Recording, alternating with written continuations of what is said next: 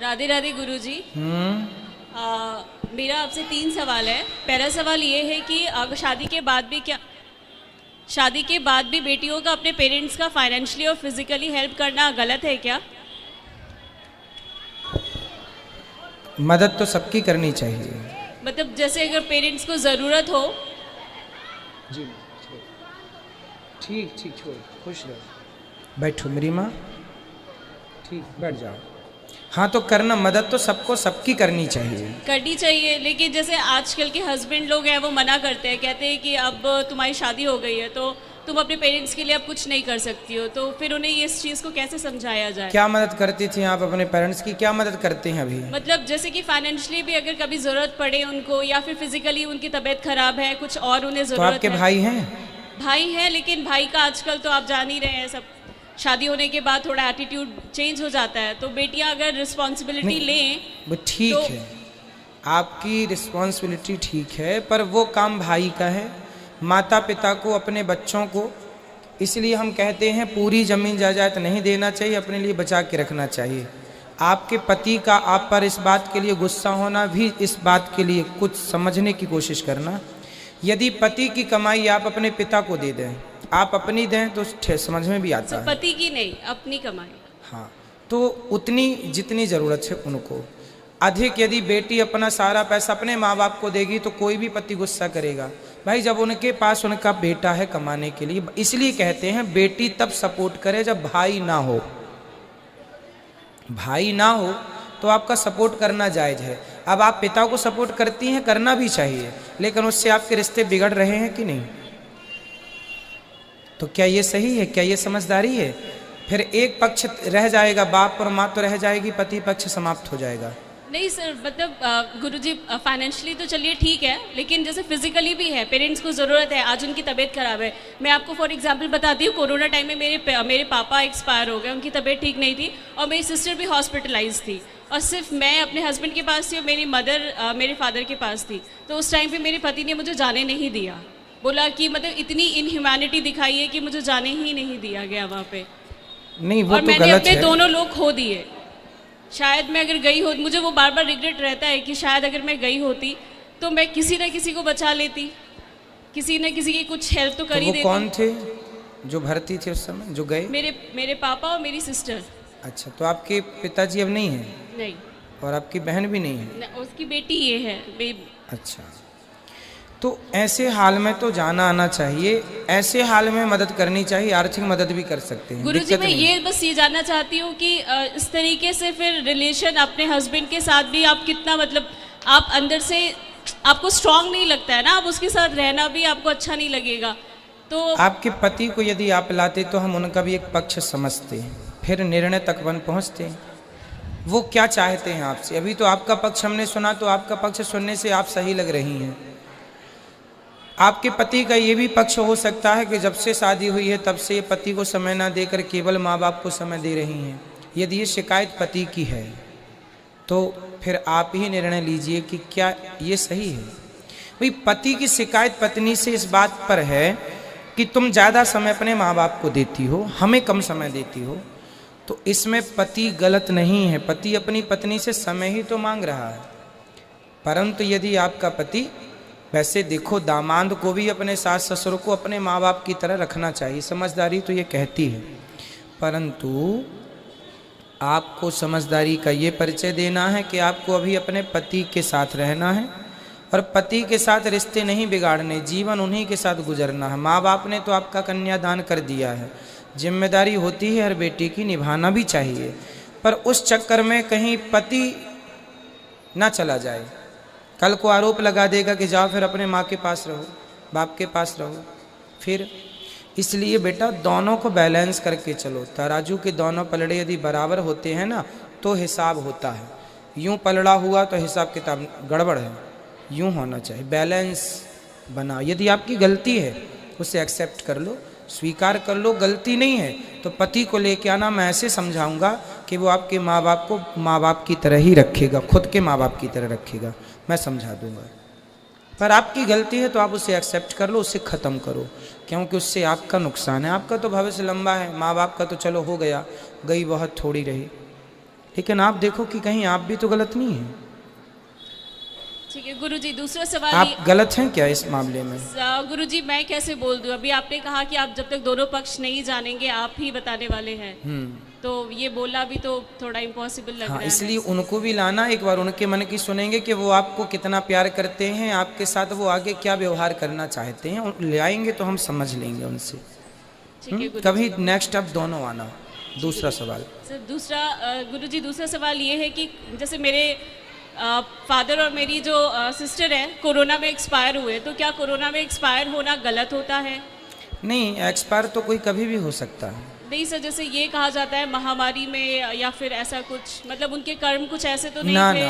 नहीं, ऐसे कर्म से तो नहीं, जिसका जब समय है वो तभी जाता है। ऐसे कोई महामारी में चला गए तो गुरुजी लोग कहते हैं कि मतलब अच्छे कर्म नहीं किए थे तो। बहुत बड़े साधु संत भी कोरोना काल में गए हैं जी, फिर अच्छे लोग भी गए हैं। तो ये तो बीमारी है, मौत जवानी है तभी आएगी, वो तो बहाना है बीमारी का। क्या बिना कोरोना के लोग नहीं मरते? बिल्कुल। फिर इसलिए ये तो मूर्खों की बातें हैं, ऐसे मूर्खों के मुंह ना लगो। ठीक है गुरुजी। तीसरा गुरुजी तीसरा सवाल ये है कि जैसे आप कहते हैं कि आजकल की बहुएं अपने हस्बैंड के सामने कंडीशन रखती हैं कि या तो अपनी माँ चुनो या तो अपनी पत्नी चुनो, तो अगर यही इसका रिवर्स हो, अगर सास बोले कि या तो पत्नी चुनो या तो माँ चुनो, तो फिर उसमें मतलब कैसे वो उसके उस सास के साथ क्या होगा? जैसे बहुओं के साथ तो ये आप कहते हैं कि अच्छे कर्म नहीं होंगे तो चुड़ैल बनेंगी या तो सास भी चुड़ैल ही बनेगी, उसमें क्या है? जो गलत करेगा जी, गलत तो कोई चाहे सास करे या बहू करे, हम करेंगे तो हम भी। बट गुरुजी वो तो इतनी बड़ी हैं, उन्हें तो समझना चाहिए। अगर वो भी यही सवाल करे, कंडीशन रखने अपने पुत्र के सामने, तो ये तो सही नहीं है ना? देखो गलत तो गलत ही है। किसी सास को ना किसी बहू कैसे सवाल। परिवार में जब रिश्ते हैं तो उन्हें निभाने की कोशिश करना चाहिए, ना कि तोड़ने की। या फिर रिश्ते बनाने के पहले ही समझ लो कि भाई हमें इससे रिश्ता नहीं बनाना। अब बना लिया है तो फिर निभाना ही ऑप्शन है, दूसरा कोई ऑप्शन नहीं। जी ये समझदारी सबकी है, सास की, बहू की, जेठानी की, पति की, पत्नी की, सबके लिए लागू होती है। जी गुरुजी, ठीक है, थैंक यू गुरुजी। समझदारी से रिश्ता निभाइए। गुरुजी मेरी मदर, इनको आशीर्वाद दे दीजिए। गुरुजी राधे राधे। जी गुरुजी पति जब से खत्म हुए बहुत टेंशन रहता है। क्या टेंशन है? उन्हीं का हमेशा दिमाग में घूमता है। अब मत घुमाइए उनमें अपना दिमाग, वो चले गए हैं, उनका समय पूरा हो गया है। अब आप अपना बचा हुआ समय भगवान में लगाकर अपना ध्यान रखो और अपना जीवन गुजारो। आपका बेटा कैसा है, बहू कैसी है, सेवा कर रही है कि नहीं? गुरुजी बेटा तो अच्छा है लेकिन बहू नहीं सुनती है। नहीं, फिर आरोप बहू पे मत लगाइए। हर माँ यही कहती है बेटा अच्छा है बस बहू बुरी है। नहीं, कोई बहू रहती है थोड़ा कम रहती है, कोई ज्यादा रहती है। पूरे भारत में आज तक मुझे शायद कोई एक सास मिली हो जो ये बोले कि मेरी बहू बहुत अच्छी है। लेकिन गुरुजी उसके आज तक किसी सास ने नहीं कहा कि मेरी बहू अच्छी है और किसी बहू ने नहीं कहा कि मेरी सास अच्छी है। कहने वाली होंगी तो करोड़ों में कोई एक दो। मुझे आज तक ये नहीं समझ में आया कि हर सास को बहू क्यों बुरी लगती है और हर बहू को सास क्यों बुरी लगती है, हर जेठानी को देवरानी क्यों बुरी लगती है और हर देवरानी को जेठानी क्यों बुरी लगती है। सब कैसे बुरे हो सकते हैं, एक बात बताइए। इसका मतलब बुराई किसी में ना होकर हम में होती है।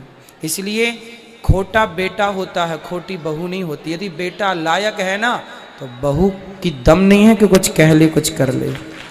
खुद का सिक्का खोटा होता है ना तब बहू पे आरोप तो कोई भी लगा दे, मेरी बहू ने भड़का दिया। छोटा सा दूध पीता है कि भड़का दिया। तो इसीलिए गुरुजी वो तो हमारे हस्बैंड आर्मी में थे, सूबेदार मेजर थे, रिटायर हो गया। उसका हमें टेंशन नहीं है कि बहू सेवा करेगी कि नहीं करेगी। जिंदगी के लिए देके हमें बहुत गए हैं।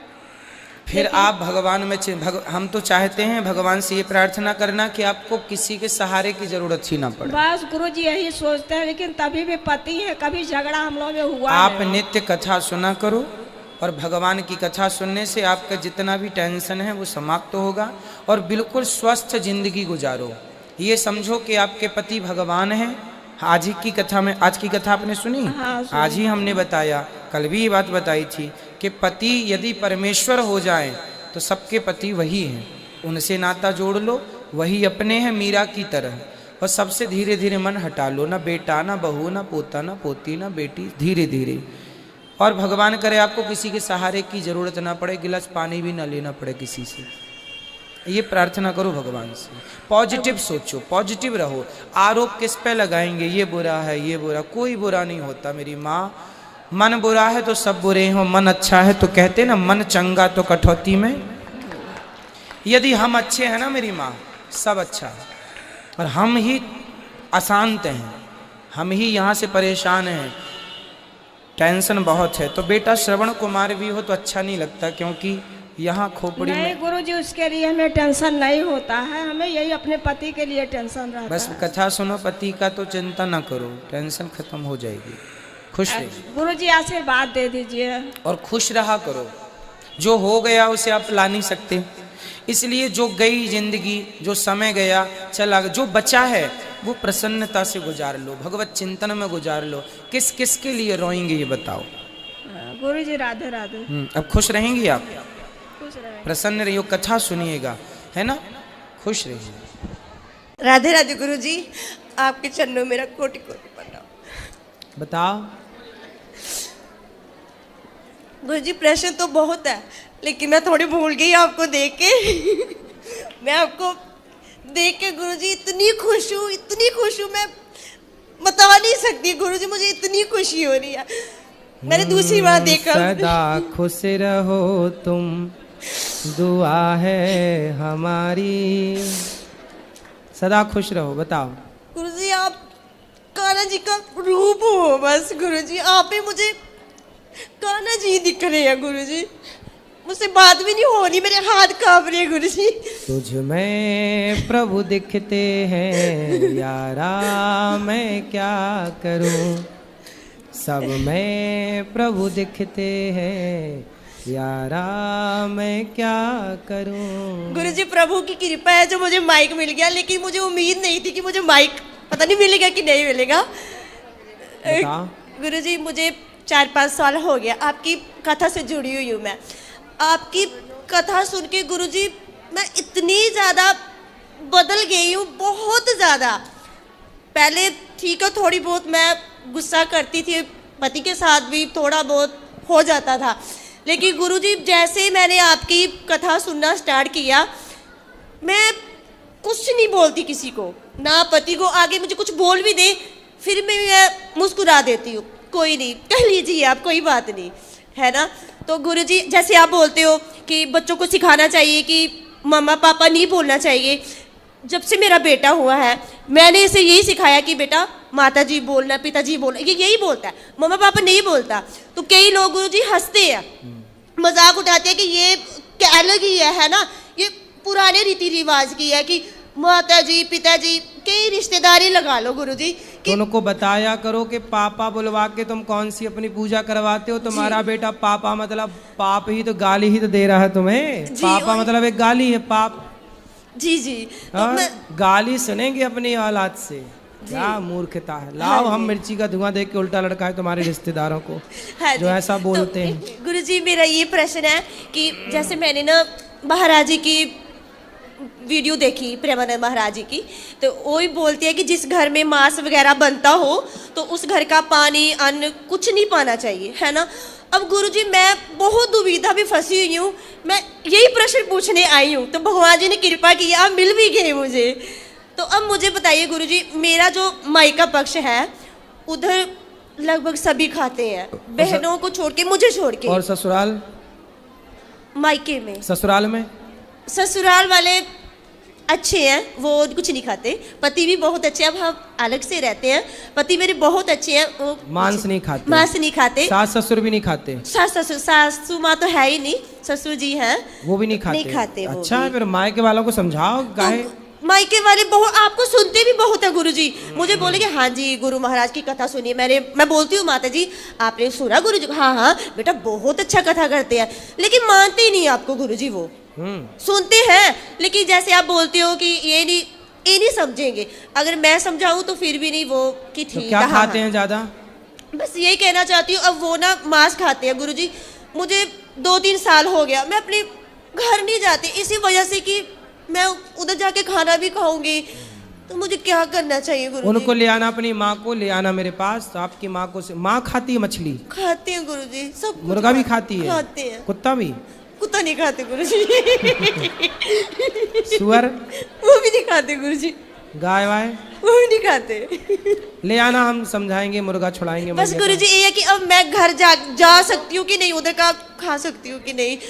अरे पहले मेरे पास लाओ, मैं ठीक कर दूं, फिर चले जाना। बस यही है कि अब मैं जाऊं कि घर की ना जाऊं। मुझे वो बोलते तू बदल गई है, हमारे साथ प्यार नहीं करती, तो अब मैं क्या करूं गुरुजी? तब बोले तो मुर्गा से प्यार करती हो, मैं तुमसे क्या बोलती हूँ, मैं बहुत रोती हूँ कि आप खाती हो, मैं नहीं आऊंगी आपके घर।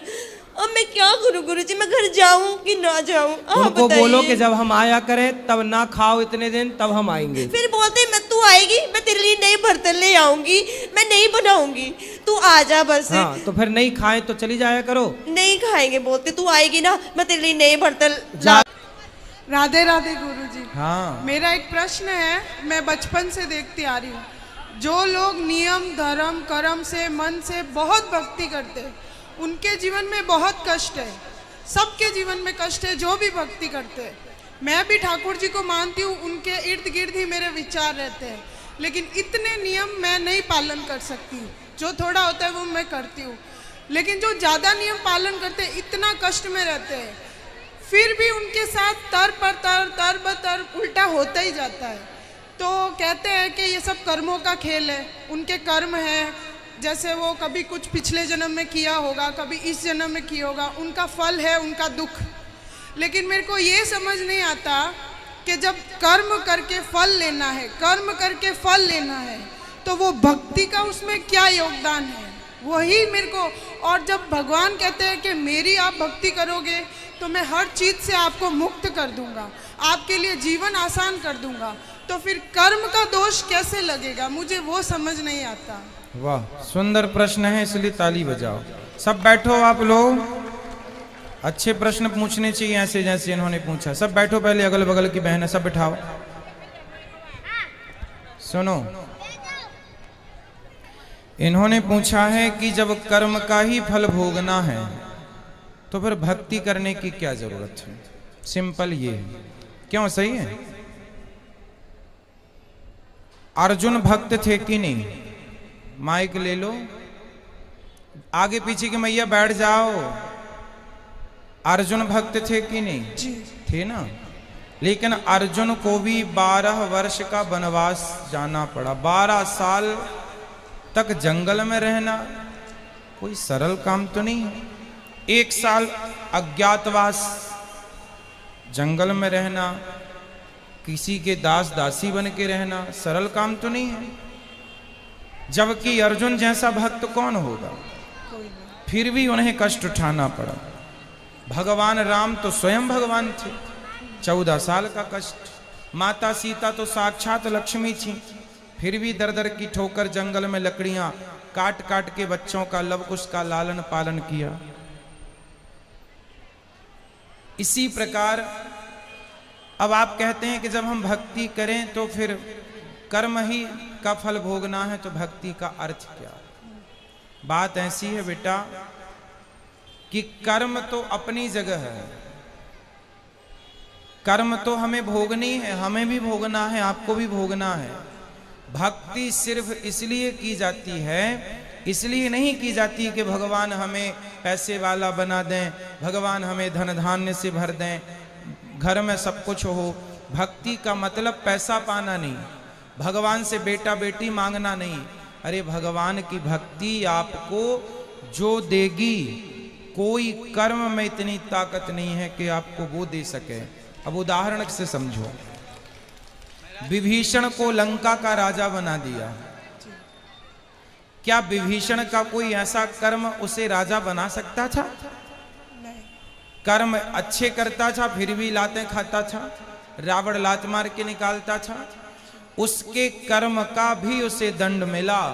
पर भगवान की भक्ति जो की, उस भक्ति का भी फल, कर्मों का फल यदि मिलता है तो भक्ति का फल भी मिलता है। थोड़ा सा देर है, विभीषण को भक्ति का फल मिला, उस कोई व्यक्ति ऐसा कितना कर्म करता कि वो लंका का राजा।